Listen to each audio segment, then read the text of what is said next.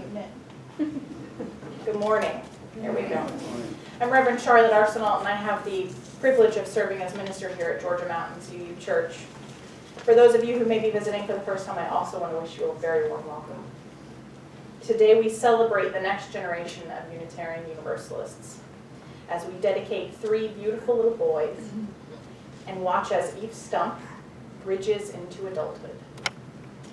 As we explored Eve's spiritual journey together, she shared how meaningful and formative it has been to have her mother, Melissa Stump, call the directions. And so rather than my traditional opening words, I will invite Melissa to the front to do just that.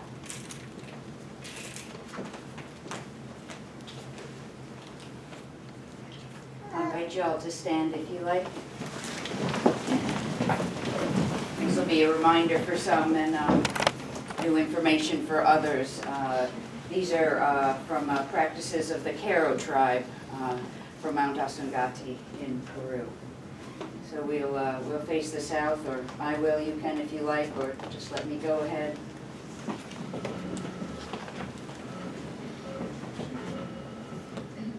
Ho to the winds of the south, Sajamama, great serpent, wrap your coils of light around us.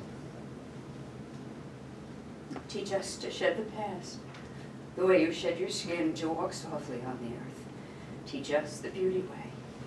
Fold us in your coils of light, that we may be free from fear, free from our past and from our future, centered only in this exquisite moment, sourced by the divine.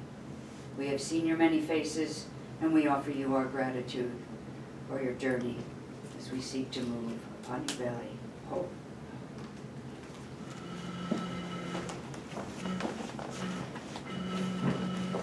Ho to the winds of the west, Hampui, Hampui Antrugo, Mother Sister Jaguar, you who have no enemies in this lifetime or the next. Teach us the way of peace, to live impeccably, show us the way beyond death. Hampui Golden Jaguar that eats the dying sun, come to us now, you who have seen the birth and death of galaxies. Let us look into your eyes, teach us with your grace. Show us how to don our light bodies, that we may move with primal energies, Salka and undomesticated, to lead freely between the worlds of matter and spirit. Ho.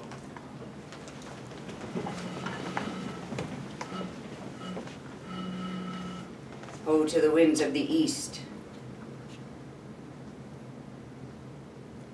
to the winds of the north, dragon, hummingbird, Kinte Hampui, Kinte Hampui, you who drink only from the nectar of life, over and over again, with boundless energy and effortless endurance. Help us to fill our bellies with joy, and to radiate that joy as we move amongst our fellows. Grandmothers and grandfathers, ancient ones, come and warm your hands by our fires, whisper to us in the wind. We honor you who have come before us, and you who will come after us as our children's children. Twice born, and you who are yet to be born, we seek your wisdom and ask that we may sit in council with you. Ho.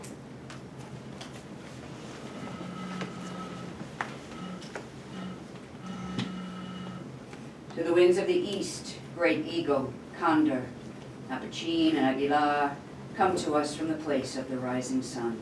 Keep us under your wing. Show us the mountains we only dare to dream of. Teach us to fly wing to wing with the Great Spirit, to see through your eyes that our vision may penetrate the earth and the heavens, to hold open a window to the limitless universe, to be of this world but not in this world, to unconditional love. Fly with us now and watch over us. Help us to soar on a beacon of love. Ho.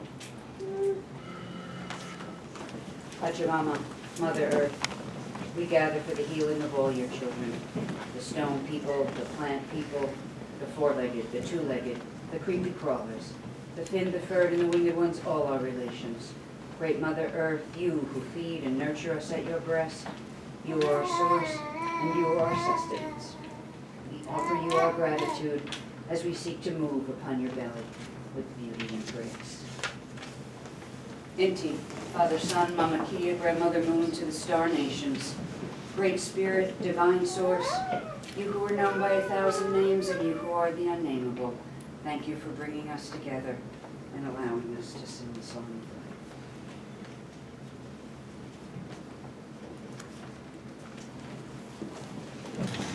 may be seated. The chalice lighting today is from the Reverend Christian Schmidt. We light this chalice for our children and youth, and for us, celebrating the flame of faith lit in each of us, honoring the light each of us brings into the world, rejoicing in the community we create together.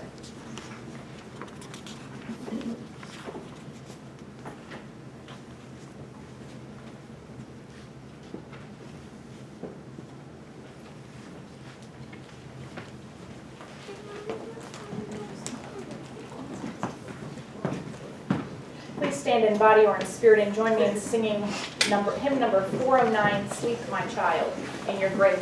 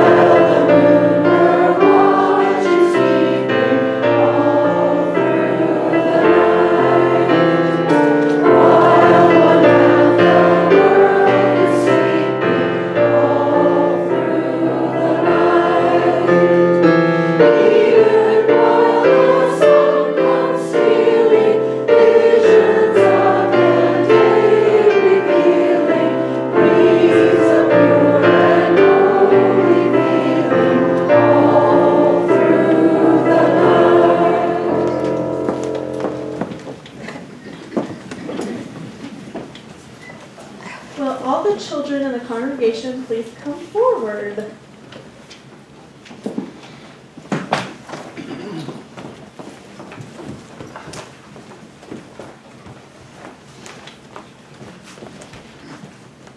We have a very special time for all ages today. You have your stoles on today. Well, some of you do. I missed a couple of you. Because we are lucky this morning to welcome Nolan, Griffin, and Phoenix into Unitarian Universalism. We have the opportunity to dedicate ourselves to the raising and nurturing of our children. Would the parents of these boys please come forward?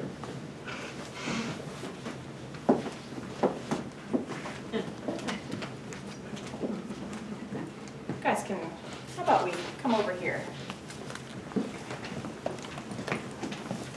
There we go.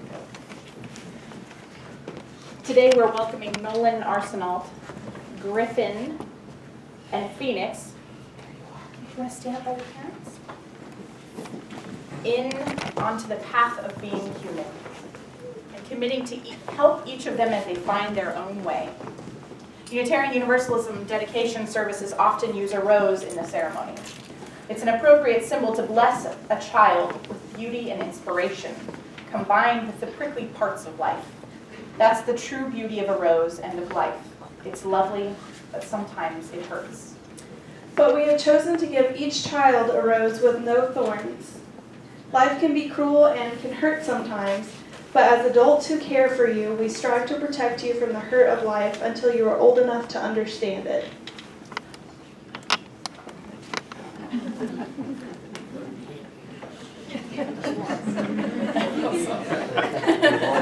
Amanda and Jake, as parents of Griffin and Phoenix, do you take upon yourself the privilege, responsibility, ache, and joy of caring for them both in body, mind, and spirit? If so, say we do. We do. Leo, do you, along with me, as parents of Nolan, take upon yourself the privilege, responsibility, ache, and joy of caring for him in body, mind, and spirit? If so, say we do. We do. Phoenix, Griffin, and Nolan, unique in the universe, precious and powerful. I touch your brow to dedicate you to a life of careful and good thinking. I touch your eyes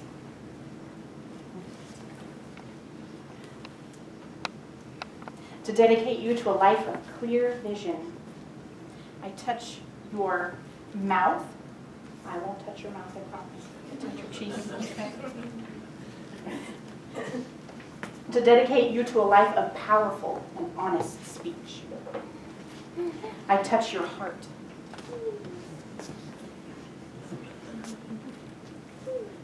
To dedicate you to a life of generosity and of love.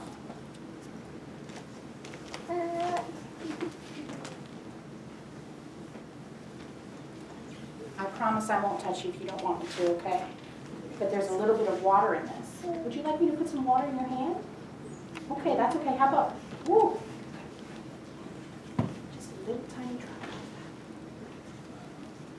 Phoenix, Griffin, and Nolan. Good job. I wet your hand with this water as both blessings from and obligation to your family. Family both closely related and those through the interconnectedness web of life. I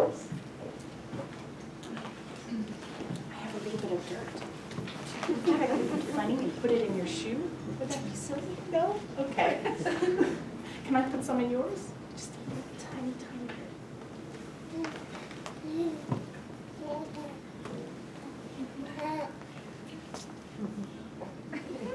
Phoenix, Griffin, and Nolan, I sprinkle a little bit of earth in your shoe to dedicate you to a life of hard work while remaining grounded in your values.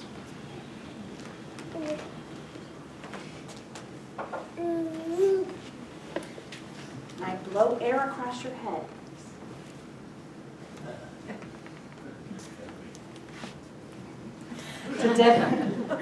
In the hopes that you dream high enough to touch the sky and never give up. And I warm your heart with the fire from our chalice.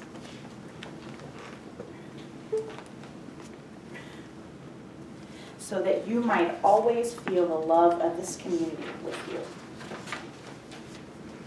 Will the children of the congregation please stand? You guys, come on. I'll get you two alone.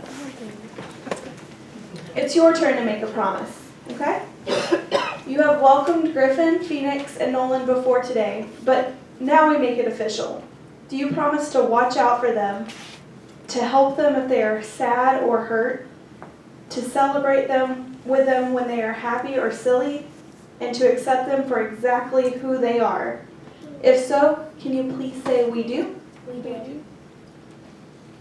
Congregation, please rise in body or in spirit.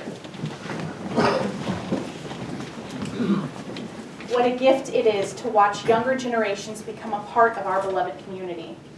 And what a responsibility it is to us that we nurture them and their parents throughout the dance of their lives together. Do you promise to nurture Nolan, Phoenix, and Griffin and to share the resources for their religious education? And do you promise to share your faith with them as they grow among us? If so, please respond with we do. We do. Do you promise to live your lives in such a way that the lives of all children, no matter who they are enhanced? If so, please respond with we do. We do. May it be so. Phoenix, Griffin, and Nolan, we welcome you with joy and with love.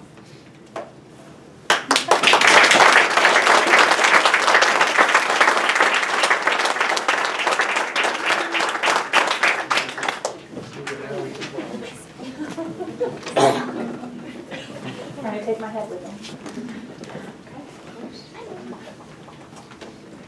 All right. So please stand in body or in spirit and join me in singing hymn number 118, This Little Light of Mine. You guys can go back to your seats.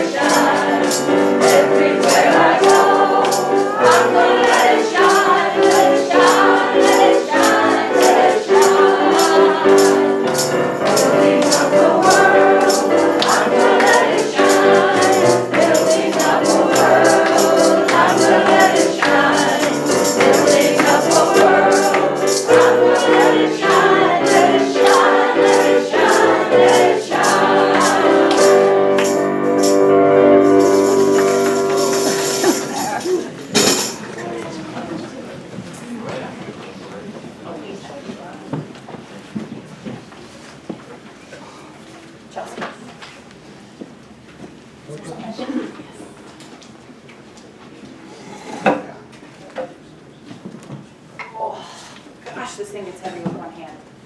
All right. Our magical box for our time for all ages has come. What is this? What is this? Caterpillar. Caterpillar. You can't, you made it. You can't do it. It's a caterpillar. Did you notice anything up here that might look like a caterpillar? These mini chalices for the boys who were dedicated today. It's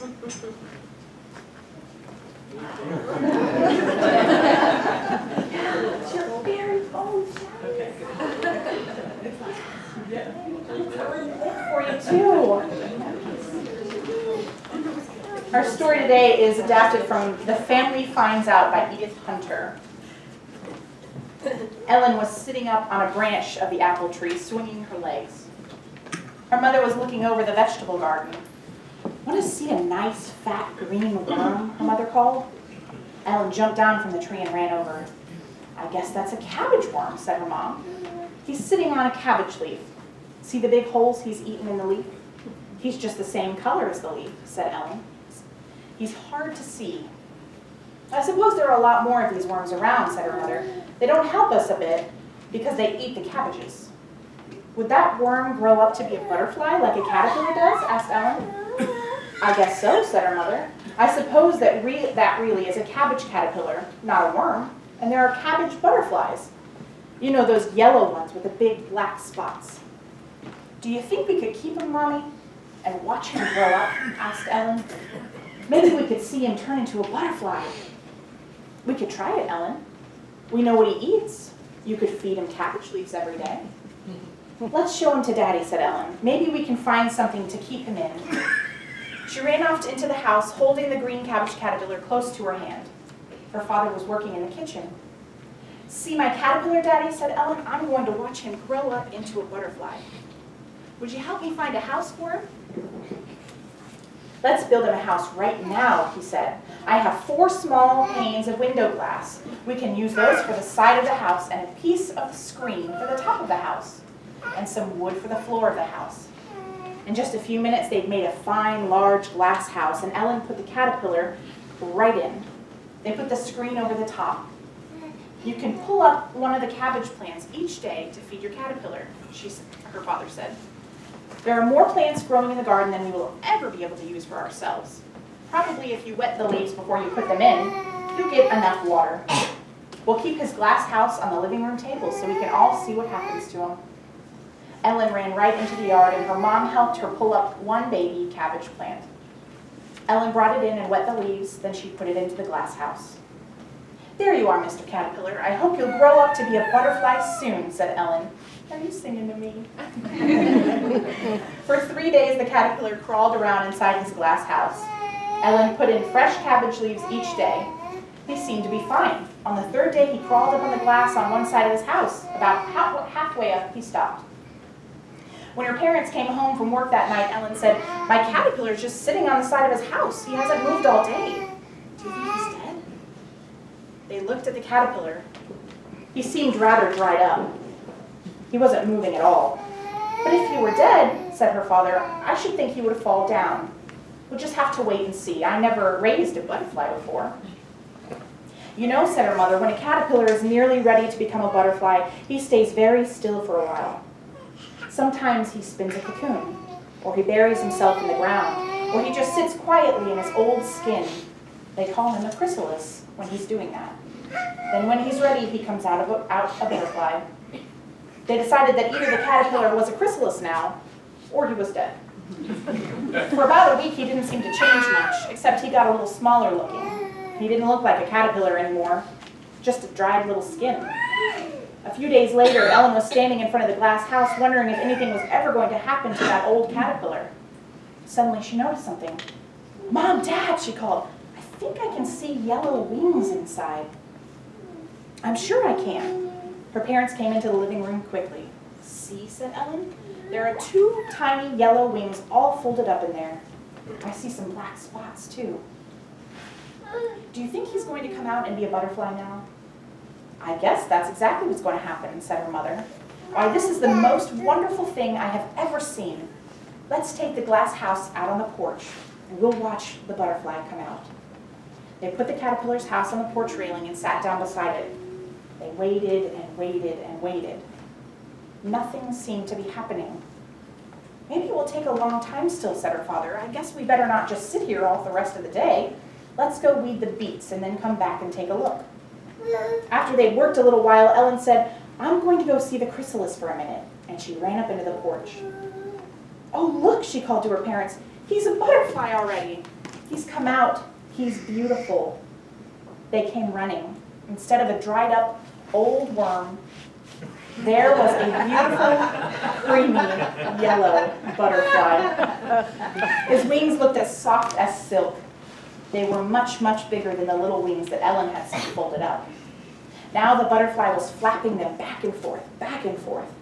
"Oh, I'm so sorry we missed seeing him come out of the chrysalis," said her dad. "I shouldn't have been in such a hurry. But isn't he a beauty? See his long tongue? He can reach way down into the flowers with that." The butterfly kept unrolling his tongue and then rolling it back up again. "I'm going to take off the roof of his house now," said Ellen, "so he can fly away if he's ready." The butterfly did not fly away right away, and after a minute, her mother slipped her finger down next to him. Carefully, he put out one long leg, his long new butterfly leg, and stepped onto her finger. Then Ellen put her finger next to her mother's. Once again, the butterfly reached out a long leg and stepped out onto Ellen's finger. Ellen lifted up her hand carefully. She held the butterfly out over the porch in the bright afternoon sun. For a moment, he clung to her finger, and then opening out his silken wings, he flapped them gently and rose up into the air. Fly away, butterfly dear," Ellen and her parents sang as the lovely yellow butterfly flew off. They watched him fly across the street to the meadow. "He's landing," said Ellen. "He's landed on a meadow flower." It made them glad to see their very own brand new butterfly having his first drink of the sweetness of the flower. Let us spend some time in silence reflecting, relative silence, reflecting, meditating, praying, or simply being present in this moment.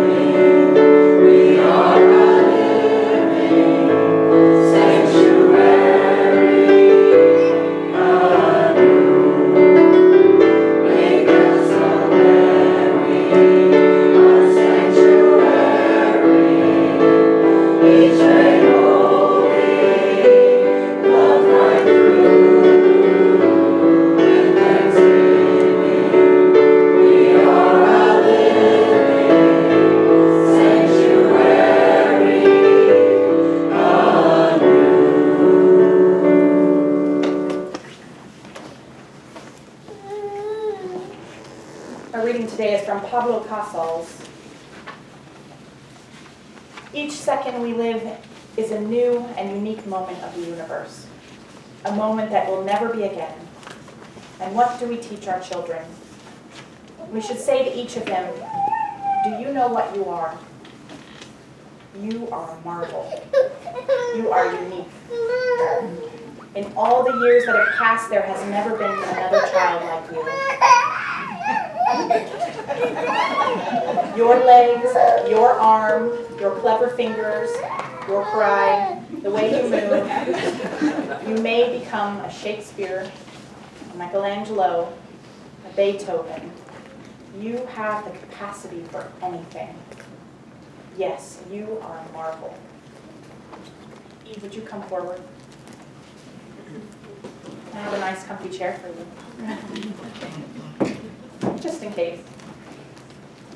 As we're a smaller congregation with an up-and-coming youth group, we do not often have the occasion to celebrate a bridging ceremony, and so today is very special. Usually after our youth are through with high school, they head off to find a job, to join the military, or to attend college or further education.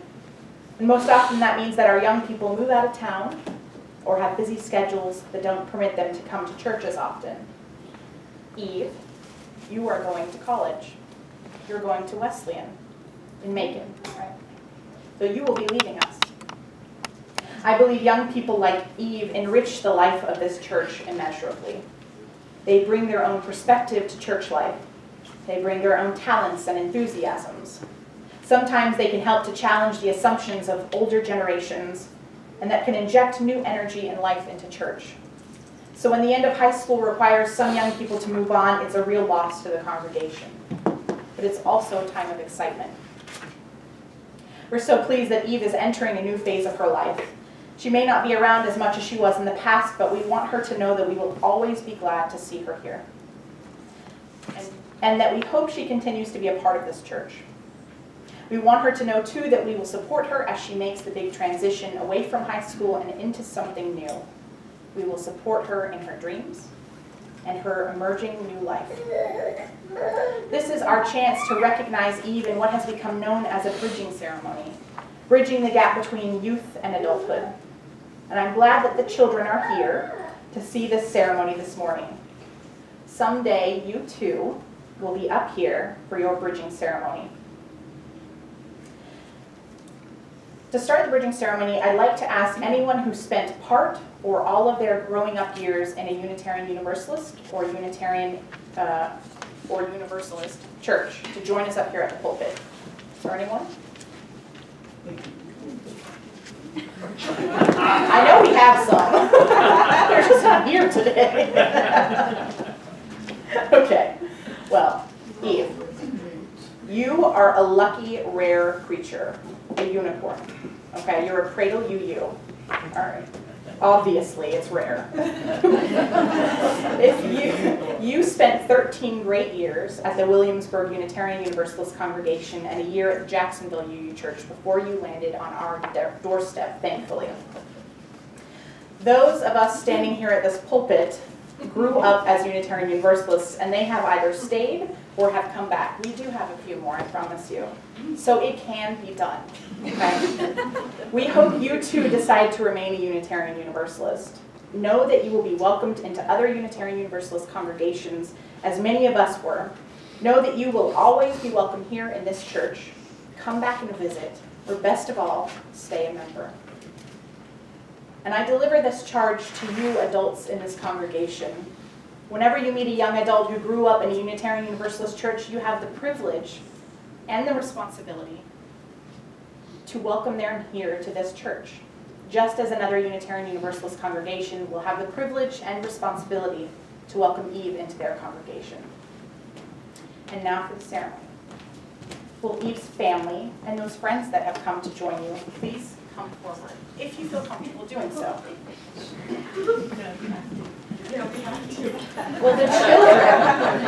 Will the children please come forward?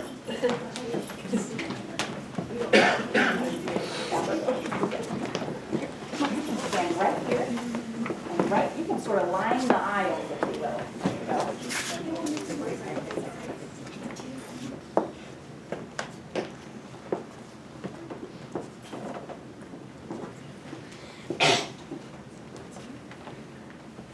helps actually if you'll open it up. Yes. Okay. And any adults who are along the aisles as well, if you'll grab a piece. And you're just going to wave this a little bit, just a little bit, like it's water, okay?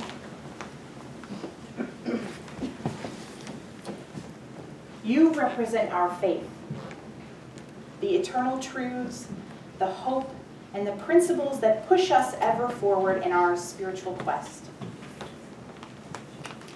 Eve, your family has served as the single most important influence in your life so far, along with your friends. Will you place this brown cloth over the very end of this water? And then all of you, if you'll stand behind Eve like you so beautifully are. Eve, if you'll stand at the very end over there.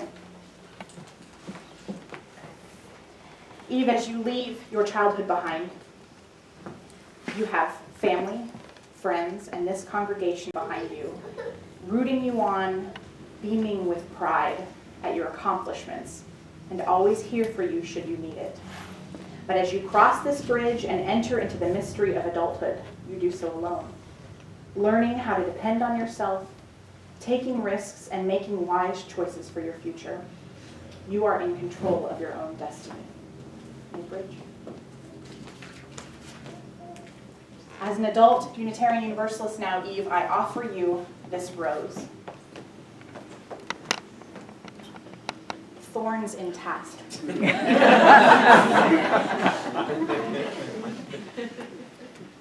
You are strong enough and wise enough to know about pain, and that sometimes the most beautiful offerings of life, love, and friendship can bring with it the occasional sting of sorrow, and a blessing for you too.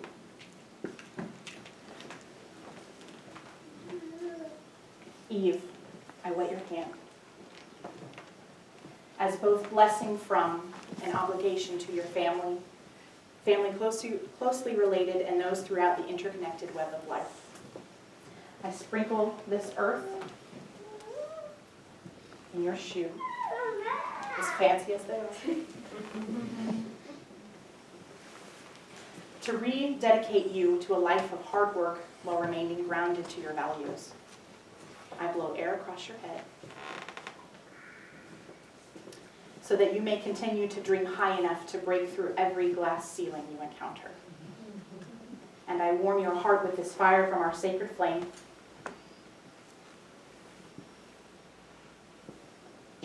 so that you know that this community of love follows you everywhere.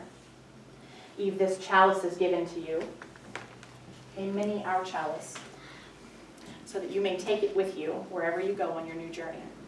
I invite you to light it with our flame. And then I'll give you a battery light, because I know you can't take it, a flame, into your dorm.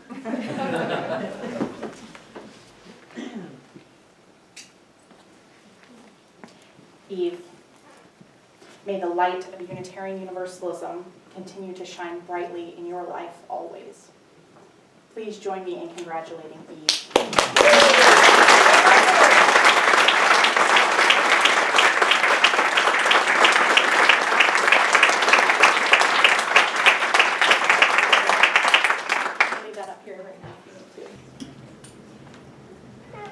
So you guys will have to bear with me, I'm still a little teary, so if I crack, I'm sorry. This song is called Traveler by Coyote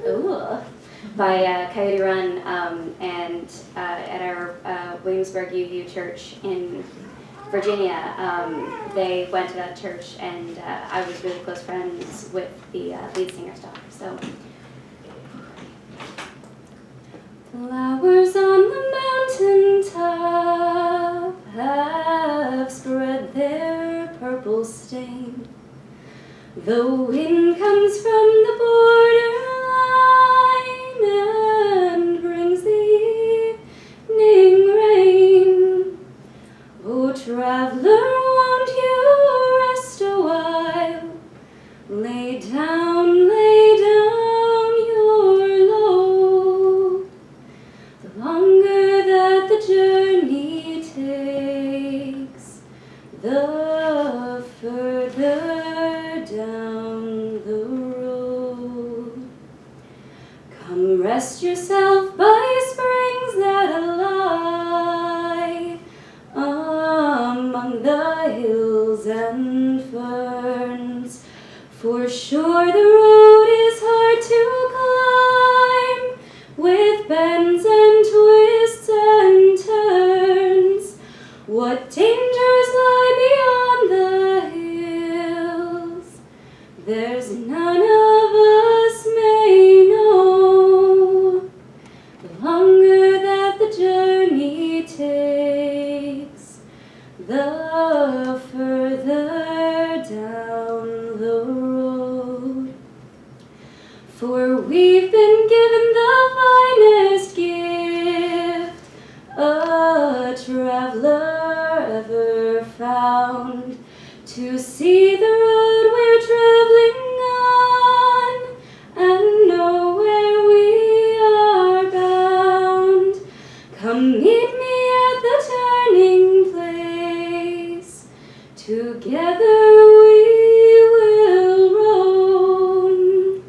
The longer that the journey takes, the further down the road. The longer that the journey takes, the further down the road.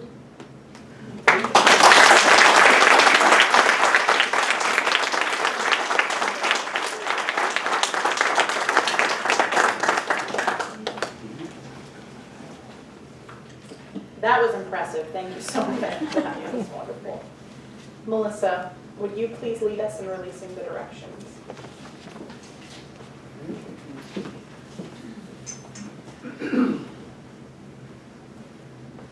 Oh, to the winds of the south, thank you for joining us.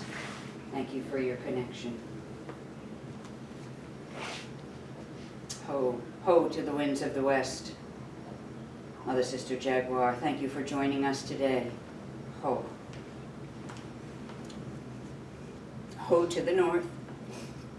Hummingbird. You who drink only from the nectar of life, you show us joy. Thank you for the joy and for joining us today.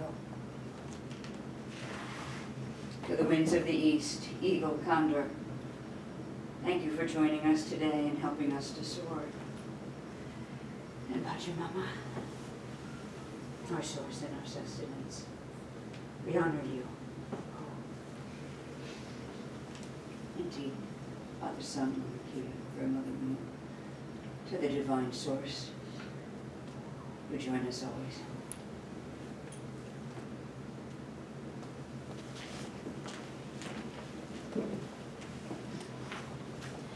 Take a look around. These children and young adults are the future of our faith. May we treat them with the respect and honor their place in our church demands.